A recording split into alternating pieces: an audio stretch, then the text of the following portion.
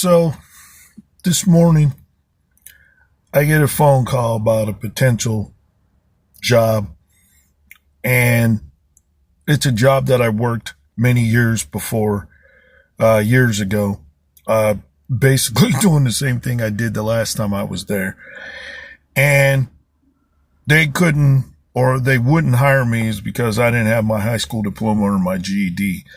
I told them I was in the process of getting it, but it wasn't good enough.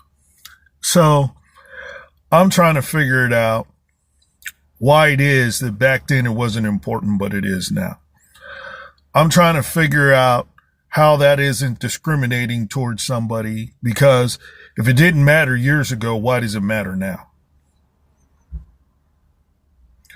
So if you want to know why the unemployment rate is high, chances are that's the reason. And you're basically saying, without even telling the person, that they're not good enough to work for your company because they're not educated enough, which to me is discriminatory.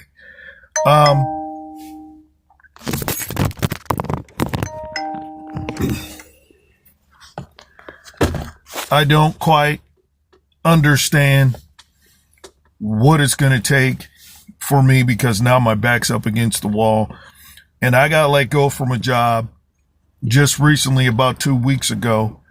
And they didn't even give me a reason. They just told me it was a manager's decision. And I don't know what the manager's decision was.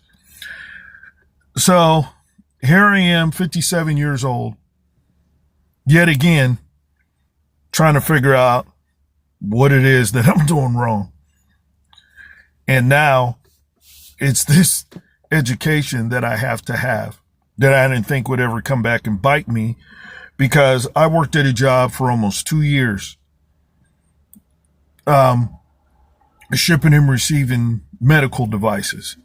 It didn't matter to them then when they hired me on for the position and had asked me if I have a high school diploma or GED. They didn't need proof of it then.